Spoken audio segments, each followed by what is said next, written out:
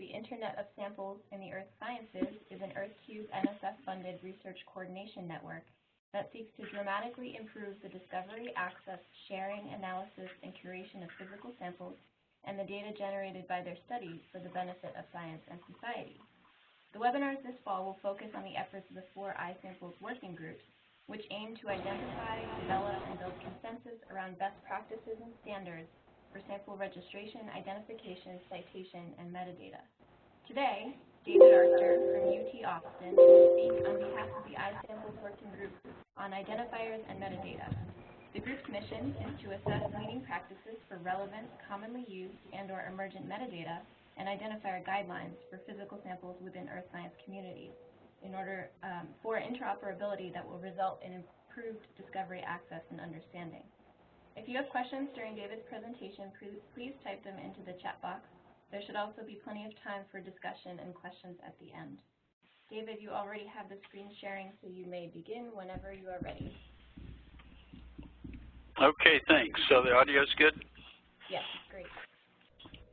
Okay, welcome. Glad to see you all on the line.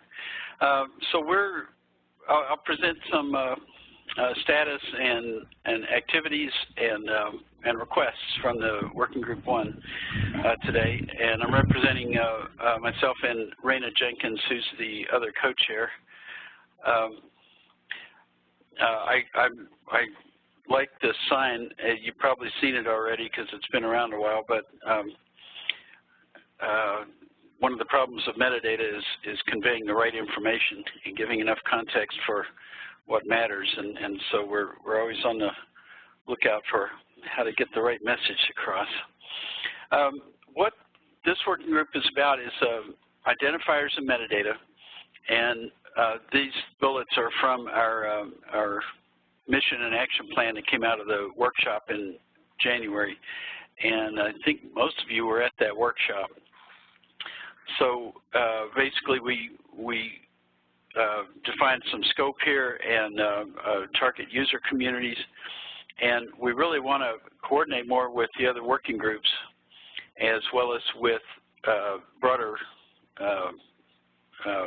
organizations like their EarthCube Architecture and Standards Working Group and Research Data Alliance. There's a lot of work going on over there.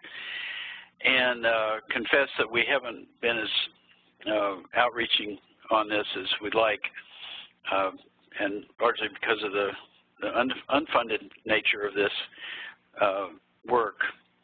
So we're open to suggestions and help from you all. I want to list the folks that have been the most active, and many of you are on the call.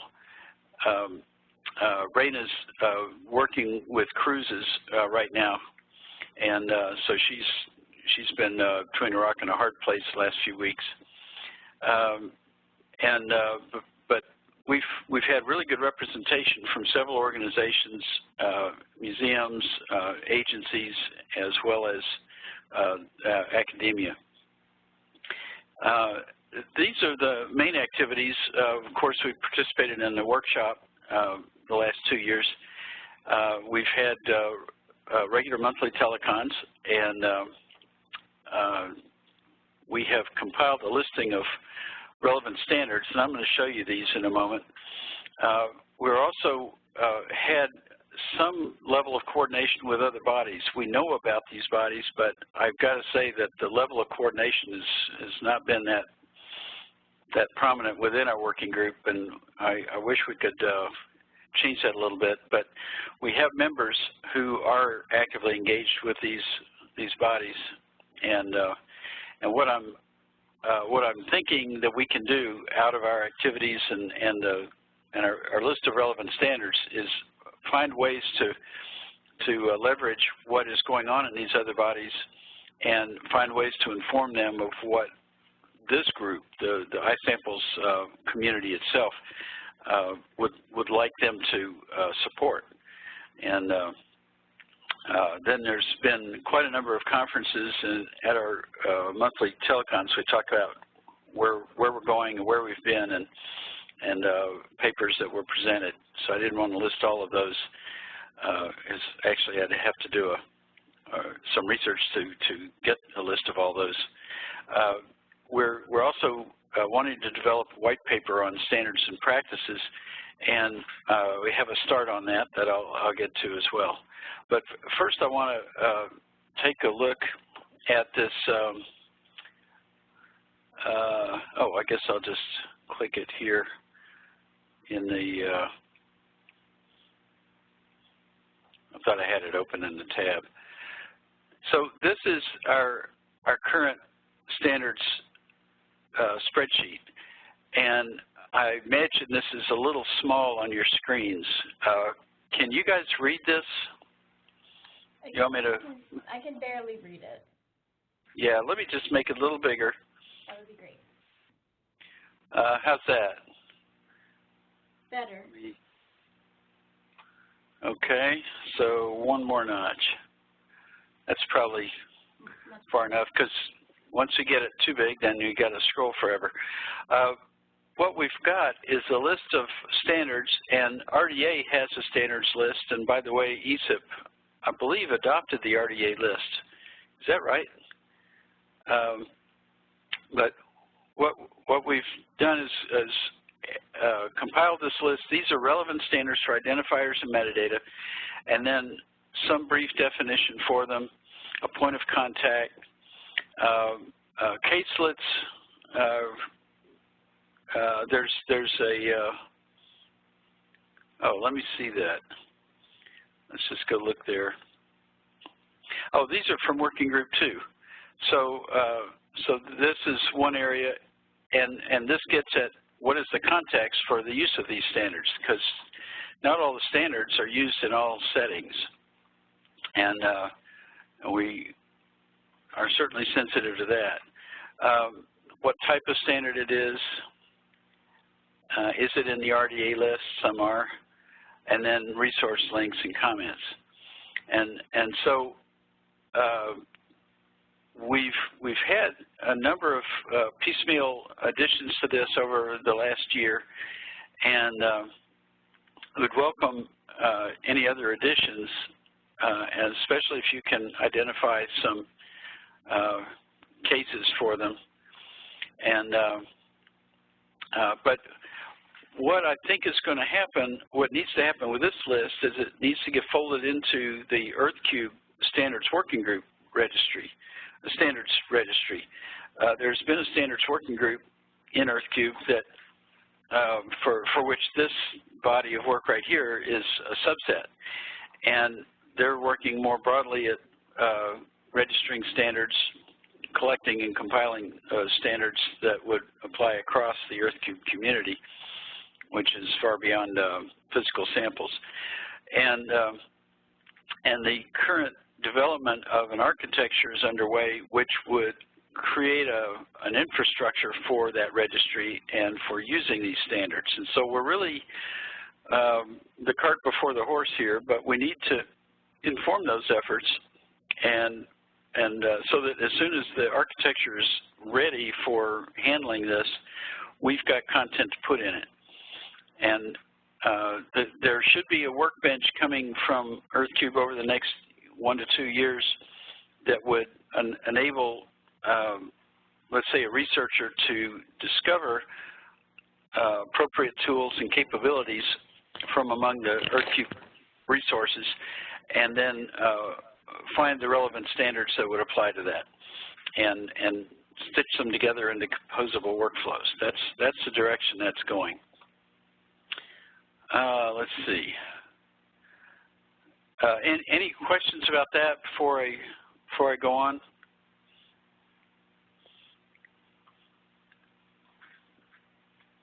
I don't see anything in the chat. Okay, so that's the standards list. So really, it would be interesting to see what next steps we could do with this. So how would we like the EarthCube workbench to, for instance, leverage this registry, or what should become a registry, and take advantage of it? That's going to emerge as we get this architecture farther along. But that's kind of the next thing there.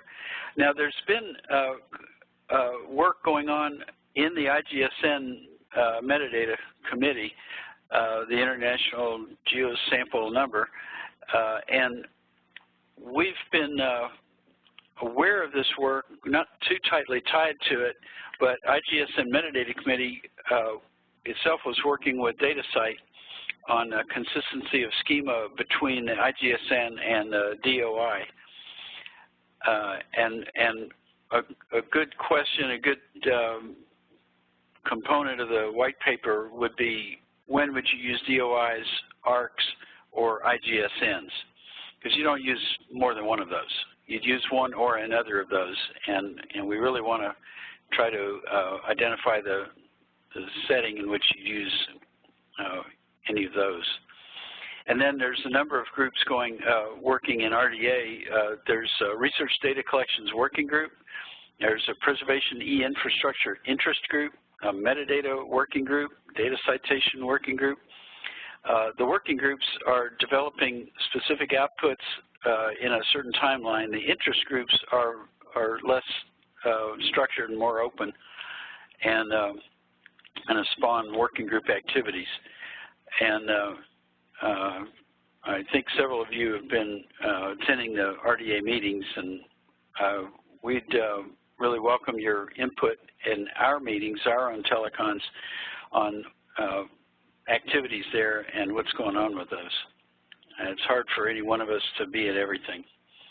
In any conferences you're presenting at, GSA, AGU, of course, high on the list, and but there's a number of other types of conferences for data preservation and standards.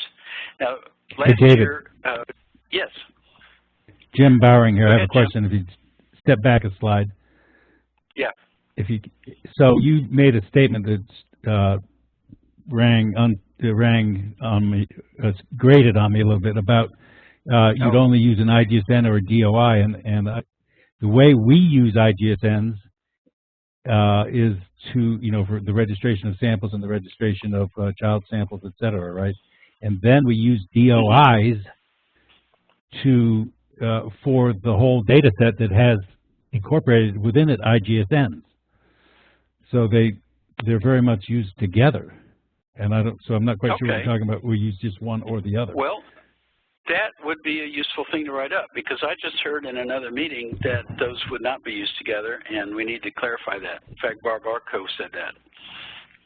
Is Bob Arco? Yeah, we are using them together, actually. We have published data sets that have IGSNs in them with DOIs on them. Okay. So, I think, is Megan online? Is somebody from? Yes, I'm here, Jim, and that's the case for our data sets at IEDA too. That's okay. Well, thank you. That's actually timely information. I think one of the questions, and this is by no means to be discussed here and now, but I think the idea of giving an identifier to a collection has come up recently, and I think there was some discussion about whether or not that would be an IGSN or potentially a DOI. But like I said, not to be discussed here. Unless I'm gonna have to beg your forgiveness for just a moment, but my headset's about to die, and so I'm gonna switch headsets. Just take a moment. No problem. Thank you for that question. Comment, Jim. Yeah, you're welcome. And I know I told you all to push your questions in the chat box, but this is a small enough group. If you all have questions, I think it's fine to unmute and do as Jim just did.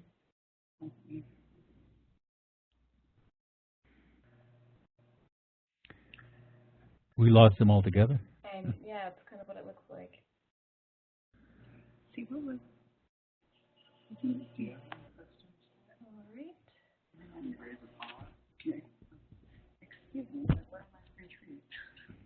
Can I ask a question? Yes, go for it, Anna. I thought DOIs were for papers. That it was a library. They started out that way, but they're actually being used also for data sets and for software releases. And software releases, yeah. So they've sort of expanded their horizons much more. Yeah, it's still got the restriction that it be something permanent. So, and that's where ARCs come in. An ARC can be a temporary ID. It doesn't have the commitment to permanence. Okay, So, thanks. But the DOI is on the landing pages for the registry they're pretty explicit that it's a digital object identifier, and an object could be pretty much anything that's persistent. Okay, thanks. okay, so I'm going to keep going. Thank you for bringing that up, Jim. I'm digitally identifying you. You're welcome. Yeah. Okay, so how's my audio now? Sounds great. Fine. Okay. Okay, thanks. This is the, if you guys could mute when you're not speaking, that would be helpful. I hear some background. So this is the poster that Denise put together with Raina and me last year for AGU, and we had some of this discussion right in there. And here was a case of DOIs being used. And then we had some intro about EarthCube and an intro about iSamples and the working groups. Now, at that time, we had 5 working groups, and then some about IGSN. We're going to have a oh, and the link. I guess we can put the link to these slides in the chat if you want to do that, Megan. Yep. And down here at the bottom is a link to this PDF. In case you're interested. This year we've got an abstract in for a public affairs session, PA 51B. It's a poster, and it turns out that there's a union session about physical samples that will occur in the morning. Does somebody, Denise, are you there? Do we know when the union session is? Yes, it's 10:20 to 12:20. Oh, thanks, Ann. On Thursday or Friday? No, Friday. Oh, really? 10 to Yes. 12. Huh. 10:20 to 12:20. Okay, well, that's the last half of this poster session. I was kind of hoping it would be an earlier day so it could introduce the poster, but whatever. Yes, so was I. Yeah. Okay, thank you. So we'll have some case studies, and these folks came forward during the last couple meetings to talk about theirs. And in fact, I believe Nancy's, at least 2 of these, maybe 3 of these, are also being presented at AGU and other sessions. So we'll just have a summary in our session of those. And one of them is even coming from the from this session. They'll have more discussion in the PA 51B. Let's see. Here is a stalagmite. And a refrigerator full of water samples from stalagmite generation. And what you do with the stalagmites, they take cross sections of them like this, but then they do they look for sections to drill out and then chemically analyze. And they use this to study the composition of the air at the time the stalagmite was formed, and it's turning out to be a pretty good proxy for temperature in the region. So these stalagmites that they sample are from the front of a cave near the opening. Then they are a more representative proxy for temperature. This is an example of actually a data rescue I was hoping to kick off, and we haven't been able to find funds to do it. But they've got an access database. They just kind of put their, well, actually it's now in MySQL, but it's a complex database, and they're not using IGSNs, and they are not using DOIs or anything for these samples. And it's a question how long this approach will last for physical preservation as well as digital. So this action plan that I reference here, I'm just going to summarize it. We had wanted to identify leading practices. This came out of our January workshop. Identify leading practices, describe the use case for non-persistent samples. So when you take a bucket of water or a bucket of dirt from a seabed and rifle through it and pick out some things and then throw the bucket back where it came from, how do you account for that? Should that get a permanent ID? Use case for campaigns where you have basically moving samples. You have a trajectory for the sample, and you've got timestamps and physical location as part of the sample data. And how would we account those? So it's kind of a non-repeatable sample.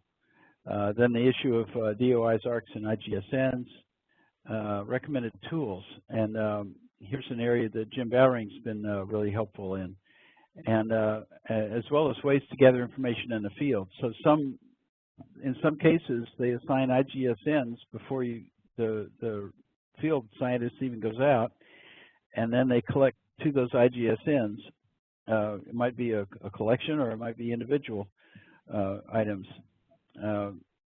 but it's one thing to kind of prepare a lot of the metadata and the sample data before you go out, because actually you often know a lot of that, and it's another to go out without having done that and try to get all that in the field while out there.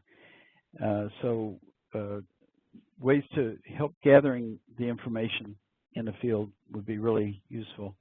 Life cycle metadata, like from collection, curation, archive, work with the IGSN about vocabularies and governance of those vocabularies, because there's not really just one vocabulary that we'll all use for all samples. And then coordinating with the working group on workflows. These were the highlights of our action plan for this year, and we've had some discussion on some of these. We haven't really followed up, in my mind, detailed write-ups on the use cases, and so these are subject areas we would appreciate your help with. There may be other subject areas, but we really want to get some documentation around this and start recommending practices and getting those vetted. Any comments on this action plan? Should we do this as an RCN-wide thing or as a working group one thing? So David, just a quick question. This is Chris. On the coordinating with Working Group 2 on workflows, is Working Group 2 also doing the sort of use case or case studies? I think so. Somebody from Working Group? Yes, we were. We've been, Andrea and I have been a bit tied up, but we are working on moving forward with collecting new use cases and building on what we've done in the past. If there's suggestions for specific use cases out of this context that you'd like to see us capture, that's certainly something we can work on. Do you have these non-persistent samples or campaigns? Have those showed up in your list? I don't think so. Most of what we've gotten so far has been from students, so I'm not sure. It depends on how you're defining non-persistent samples. If it's things that they're not hoping to keep, or do you mean the sample themselves might disappear? Well, the sample itself might disappear. Yeah, I don't think we've had that yet in our context at all. Uh-huh.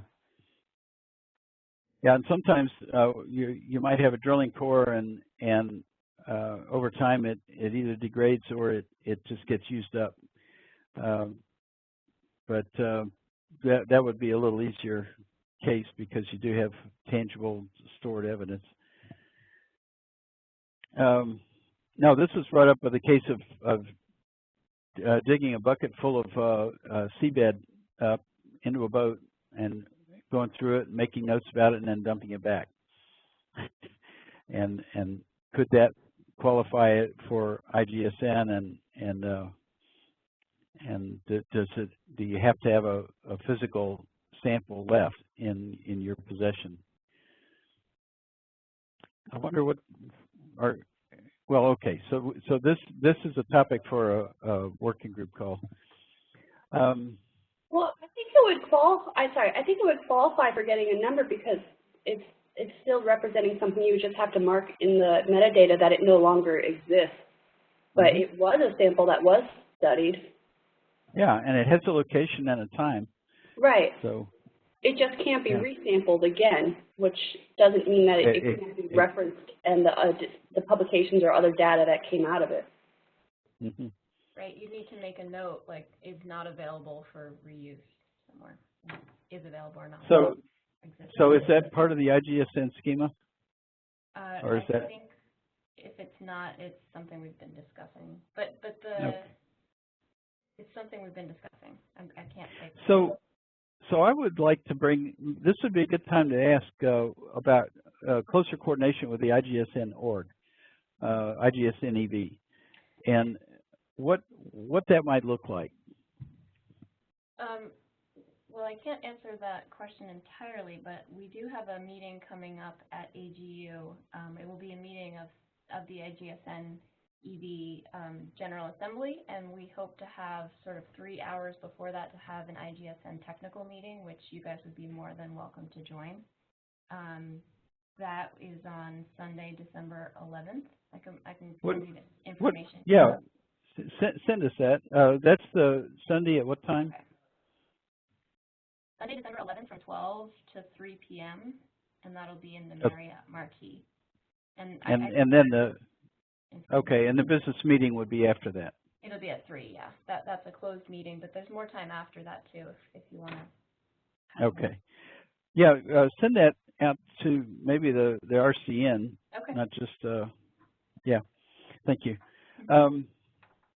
So that technical meeting would be a really good follow-up, I think, for discussing coordination and also with RDA, because I think attendees at that technical meeting will probably also be active in RDA. Yeah, and it might be worth having a conversation even before that to try to hone in on what we'll discuss at the meeting in December and who will be there. Good. Yeah, that's a real good idea. So you're probably already starting to do the agenda for that. Yep. Are you doing that, Megan? I will be there, yes. I mean, are you coordinating the agenda? Yes, that's. Or is it? Yes. Okay. Okay. Thank you. Okay, so let's see. Hey, Chris, do you feel like it'd be okay to jump to this white paper and just show them? Sure.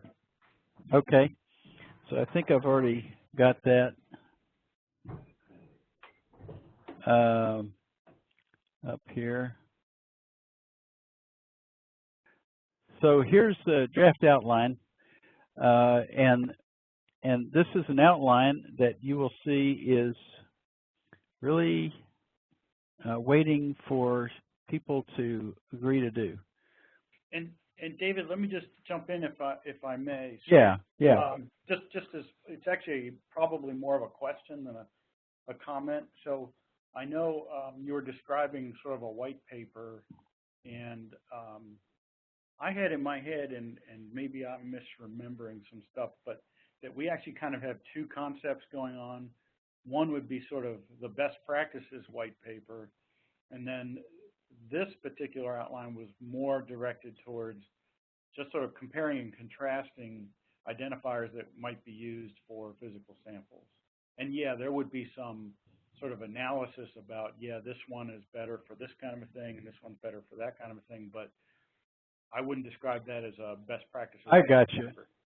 Yeah, I got you. This is a review of identifiers for samples, not the best practices. Yeah. Okay, that's good. Yeah, so best practices is a separate one, and I have the link for that right here, and so here's leading practices white paper, and it's even shorter. So here we are. And so it's really been hard for us to kind of get geared up and devoted to this because of time constraints. And I wonder if we could use the RCN in some way, or if this could be a, do we need to do this to justify another funded effort, or is there any help we can get from, say, the, it seemed like AIDA got another EarthCube grant for Data Alliance of some kind. What was that? It's a new building block grant. Well, there's the Alliance Testbed project, which was that's it. Is now a year in. But could that inform this, Steve? It's peripherally, but not directly. Oh, okay. Yeah, yeah. Well, so while I've got you, I'm also wondering how you see the standards working group evolving. In EarthCube? Yeah. Yeah. So I mean, I think when we have a clearer idea of you know what the architecture look like and what kind of standards we need for that, I think we can start moving ahead. So yeah, that makes sense. Right now, we have a compilation similar to what you showed in a spreadsheet, and the next step for that would be to get that into some kind of searchable, catalog, or just a searchable kind of system where we could maintain some information, some metadata about that. And so the likely kinds of implementations would be using something like maybe GeoPortal or GNetwork or a content management system like Drupal. To contain the descriptions of the various standards and with links to where they are being used and to where the documentation is, et cetera. So that would be the next step in that, is actually deploying it in some kind of content management system where we could make it searchable and usable. Yeah, and making that sustainable, because that's not a trivial matter. Nope.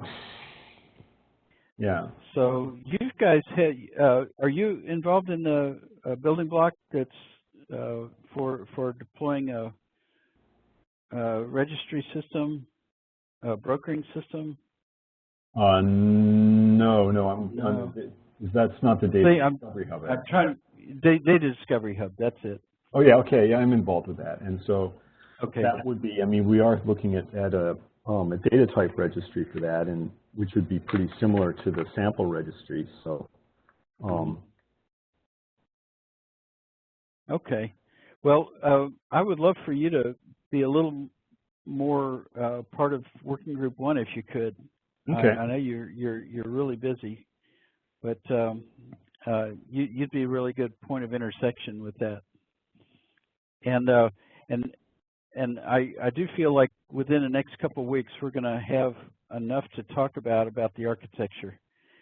We were really concerned about it until like just this week, but I think that's actually going to come along okay, and by the end of the month we should have something we can really talk about. Great. Okay, so any other comments on this? David, it's Chris again. Yeah, I had a thought, and as my great-grandmother used to say, treat it kindly, it's in a strange place. I'm like, thanks a lot. But anyway, sorry for that. You're so modest. Yeah. The idea of developing the use cases seems to me that those would also be a core for developing some of these best practices descriptions in this outline that you're talking about here. So there may be some good overlap there. We can kind of kill two birds with one stone. Yeah, in fact, it seems like I'd almost put them up in a motivating context. So case studies, scenarios, etc. Yeah, we need to do that. Are there other working groups, like working group 3 or 4? I am not certain what your roles are, but do you see a intersection with what we're doing? Can we help you? Can you help us? This is Ben Hallett at Working Group 3. Can you hear me? Yes. Okay. What we are doing is developing these training modules for educators to bring students up to speed with the existing systems for sample registration and whatnot. And really, where we're each coming from, those who are working on this right now, is our own personal research. So we draw from our own personal experiences and don't have very much input from best practices that are more community ideas about what the best way to register your data set and link it to the IGSNs after the fact, and archiving material and things like that. So we're sort of waiting for these things to come out and thinking about ways we can incorporate them into our own small student-driven workflows that would then be part of training for students to learn how to do these things. And so we can tell you when you see the presentation next week, we can tell you about the steps in the process and what we're presenting to students as an example of what's available today. But part of what I'm going to be talking about next week is turning it around and asking for feedback on these things. And this is where we can hopefully work together in the future on these. Good. And working group 4? So working group 4 right now is basically Jim and his efforts to develop the middleware for assisting with the registration of samples. Oh, good. We've got Jim. He's helping. Thanks. Okay. All right. So let me continue on. We've got this is, in case you're wondering how you get on mail lists. You go log into earthcube.org. You get to where you can see your login ID up here in the green bubble, and then click on mailing lists. It's not in this position when you first get on, but there's a tab called mailing lists, and you click on that, and then it makes the screen go this way, and then just scroll down and keep scrolling and keep scrolling and scroll down some more, and I can't believe how much white space they've got in this thing. But you'll find all the iSamples. The iSamples are CN-wide, and then each working group. And click to subscribe, and that's it. They don't do the mailman listserv easy email-driven subscription with this, and that was it. So our next meeting theoretically is third Tuesday, and it'll be November 15th next month, and these are the connection parameters, the WebEx link and the dial-in. And we're considering changing that because it's been hard for some folks to meet. But I'm also concerned about trying to change it with everything else going on leading up to that, because it's hard finding a non-conflicting time. And we've been able to get many people on these calls. So I guess. Dave, yeah. It would be that if you decide to change that, or even if you don't, when you announce the meeting, whether it's at that time or a different time, announce it to the whole iSamples listserv and sure. all the working group listservs, and then everybody knows. They have no excuse for not. Okay. Actually, since I'm probably not on the other the other working groups, that'll probably go to moderator, but you'll pass that on. I can help with Good. that. Okay. Yeah. So and then the AGU Sunday session with IGSN. I want to encourage that. Is there anything else that anyone would like to talk about out of this?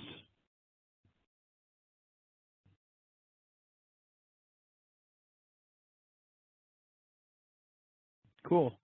Well, thanks for all your inputs. I see Ellen Graham on the line, and Kelly Stroker, and Wida, and several of you have been contributing as we're going along. And I am going to get with some of you about the content for the poster. So stay tuned. We're getting there. Thank you all for joining, and thank you, David. This is, again, a little bit more of that formal parting of ways just for those who will view the video on YouTube. If you're interested in engaging further with the iSamples RCN or with a specific working group, you can join our mailing list, as David showed you, and follow us on our website. These webinars will be archived on the iSamples YouTube channel and linked on the iSamples website for future viewing. As Ben mentioned, the next iSamples webinar will be in 2 weeks on November 2nd at 1 p.m. At that time, we'll hear from the iSamples Engagement and Training Working Group, and we hope to see you all there.